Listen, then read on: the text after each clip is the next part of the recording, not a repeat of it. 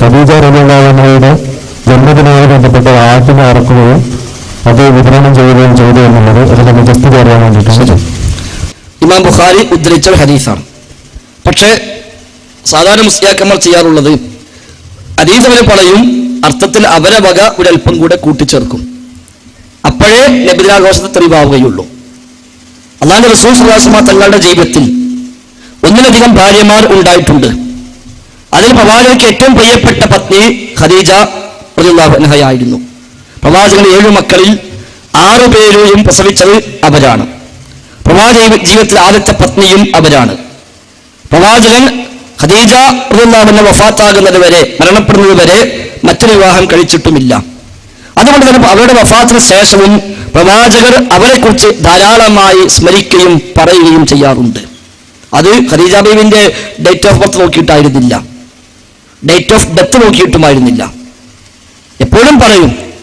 ഒരിക്കൽ ആയിഷ ബീവി ദേഷ്യപ്പെട്ടുകൊണ്ട് പറഞ്ഞു, അത്തദ്കുറു അജൂസതൻ മിൻ അജായിസി ഖുറൈശ് ഹംറാ അസ്ദിഖൈൻ ഖദ് ഹലക ഫിദ്ദഹർ.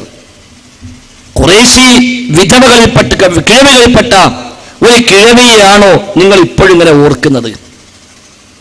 മോണയെല്ലാം ചുവന്ന എന്നോ മരിച്ചുപോയ ഒരു കിഴവി, ആ കിഴവിയെ ഇപ്പോഴും ഓർക്കുകയാണോ? ലഖദ് അബ്ദലകല്ലാഹു ഖൈറൻ മിൻഹാ, അതിനേക്കാൾ നല്ല നല്ല ഭാര്യമാരെ അള്ളാഹു താങ്കൾക്ക് തന്നിട്ടുണ്ടല്ലോ, പിന്നെന്ത് ഞങ്ങൾ ആ കിഴവിയെ ഇപ്പോഴും ഇങ്ങനെ സ്മരിക്കുന്നത് എന്ന ആയിഷ ബിബിയുടെ ചോദ്യത്തിന് പ്രവാചക മറുപടി, ആയിഷ ഇന്നഹാ കാനത് വകാനത് വകാന ലീ മിൻഹാ വലദുൻ. ആയിഷ, ഖദീജ ഇങ്ങനെയായിരുന്നു, അങ്ങനെയായിരുന്നു, ഇങ്ങനെയായിരുന്നു. വകാന ലീ മിൻഹാ വലദുൻ, എനിക്ക് അവരിലാണ് സന്താനമുണ്ടായത്. അപ്പോഴും മഹത്വം പറഞ്ഞു. അങ്ങനെ ഖദീജയുമായുള്ള ബന്ധങ്ങൾ പരാമർശിക്കുന്നിടത്താണ് ഖദീജയോടുള്ള ആ ബന്ധം വിശദീകരിക്കാൻ വേണ്ടി പഠിപ്പിച്ച പല സംഭവങ്ങളിൽപ്പെട്ട ഒരു സംഭവം, വറുബ്ബമാ ദബഹ ശാത്തൻ. ചിലപ്പോഴെല്ലാം നബി സ്വല്ലല്ലാഹു അലൈഹി വസല്ലം ആടറക്കുമ്പോൾ സുമ്മ യുഖത്തിയുഹാ അൽആ, അതിനെ കഷ്ണങ്ങളാക്കി അതിനെ മുറിക്കും. സുമ്മ യുർസിലുഹാ ഇലാ സ്വദാഇഖി ഖദീജ, ഖദീജയുടെ കൂട്ടുകാരികളിലേക്ക് അത് കൊടുത്തയക്കും. അപ്പൊ നബിന്റെ വീട്ടിൽ സ്പെഷ്യൽ വല്ലതും ഉണ്ടാവുകയാണെങ്കിൽ ഒരു വിഹിതം ഖദീജ ബിയുടെ കൂട്ടുകാർ അപ്പുറത്തെ വീട്ടിലൊക്കെ താമസിക്കുന്നുണ്ട്. അത് നമുക്കുള്ള സുന്നത്താ, നമുക്കുമുള്ള സുന്നത്താ. എന്റെ വാപ്പ മരിച്ച റസൂലെ ഞാൻ എന്ത് ചെയ്യണം, എനിക്കെന്താ ബാക്കിയുള്ളത് എന്ന് ചോദിച്ച സ്വഹാബിയോട് നബി പറഞ്ഞ 6 കാര്യങ്ങൾ. ഒന്നെന്താ? ആ പിതാവിലൂടെ മാത്രം നിനക്കുണ്ടായിരുന്ന ബന്ധങ്ങളെ പിതാവിന് ശേഷവും നീ പുലർത്തിപ്പോരുക. വാപ്പ ഉള്ള കാലത്ത് നമ്മളെ വീട്ടിൽ വരുന്ന കുറെ ആളുകൾ ഉണ്ടാവും. വാപ്പ മരിച്ചു, അവരെ വരവൊക്കെ നിന്നു.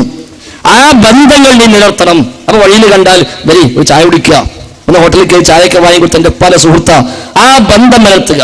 ഇബ്നു ഉമർ റളിയല്ലാഹു അൻഹു, ഉമർ ഖത്താബിന്റെ മകൻ അബ്ദുല്ലാഹി ഇബ്നു ഉമർ, അദ്ദേഹം ഒരു കൈതപ്പുറത്തിങ്ങനെ പോവുക. അപ്പോൾ അയറാബി വരുന്നുണ്ട്, ഒരു ഗ്രാമീണൻ. ഇദ്ദേഹം കൈതപ്പുറത്ത് ഇറങ്ങി. തന്റെ തലയിൽ അത്യാവശ്യം മുന്തിയ നല്ലൊരു തലപ്പാവുണ്ട്. ഈ തലപ്പാവ് എടുത്ത് ആ അയറാബിന്റെ തലയിൽ വെച്ചു കൊടുത്തു. അപ്പൊ ചിലര് പറഞ്ഞു, ഗ്രാമീണരായ ആളുകൾക്ക് എന്തെങ്കിലും കിട്ടിയാൽ വല്ല സന്തോഷ, അതുകൊണ്ട് അദ്ദേഹത്തെ സന്തോഷിപ്പിക്കാൻ വേണ്ടി ഇബ്നു ഉമർ ചെയ്തതായിരിക്കും. ഇബ്നു ഉമർ പറഞ്ഞു, അല്ല, എന്റെ പിതാവ് ഉമറും ഇദ്ദേഹത്തിന്റെ പിതാവും തമ്മിൽ സുഹൃത്തുക്കളായിരുന്നു. അദ്ദേഹത്തിന്റെ വാപ്പയും എന്റെ വാപ്പയും സുഹൃത്തുക്കളായിരുന്നു. ആ ബന്ധം ഇവിടെ പുലർത്തിയതാണ്. അവിടെയാണ് ഇത് പഠിപ്പിച്ചത്. അല്ലാതെ ഖദീജ ബീവിന്റെ ആണ്ടോ ഖദീജ ബീവിന്റെ ജന്മദിനോ ഒന്നുമല്ല. ഇനി തിരിച്ചൊന്ന് ആലോചിക്കാം. നമ്മൾ ഇതൊക്കെ മാറ്റി വെച്ചിട്ട്, സാധാരണ എല്ലാ സ്ഥലത്തും മുസ്ലിയാക്കന്മാർ തെളിവാണ്, ഇപ്പോഴും പല സ്ഥലത്തും എഴുതി ഒട്ടിച്ചിട്ടുണ്ടാവും, ഖദീജ ബീവിക്ക് വേണ്ടി ആടിനർത്ഥ വിതരണം ചെയ്തു. എന്നാൽ ഇക്കാലം വരെ ഇവിടെ ഏതെങ്കിലും മുസ്ലിയാക്കന്മാർ ഖദീജ ബീവിന്റെ ആണ്ട് വെച്ചിട്ടുണ്ടോ? റസൂൽ പാകം ചെയ്തു അതാണല്ലോ. ഖദീജ ബീവിയുടെ ആണ്ട്, ഖദീജ ബീവിയുടെ ജന്മദിനം അതുണ്ടോ ഇവിടെ? ഇല്ലല്ലോ. റസൂലാണ് ജന്മദിനം കഴിക്കാൻ തെളിവെന്താ? ഈ ആടർത്തത്. മറ്റ് ഔലിയാക്കന്മാരെ ആണ്ട് കഴിക്കാൻ തെളിവെന്താ? അതും ഈ ആടർത്തത്. എന്നാ ഖദീജ ബീവിന്റെ ആണ്ടോ ജന്മദിനം ഉണ്ടോ? ഇല്ലതാനോ, അതുകൊണ്ട് ആഘോഷിക്കുന്നില്ല. അപ്പൊ തെളിവതാ ചെയ്യുന്നത് പറഞ്ഞു. ഇതുപോലെ തിങ്കളാഴ്ച നബി ജനിച്ച ദിവസമാണ് നോമ്പ് വയ്ക്കണം. തെളിവെന്തിനാ? ഇവിടെ ബിരിയാണി വെച്ച് വിളമ്പാനെ.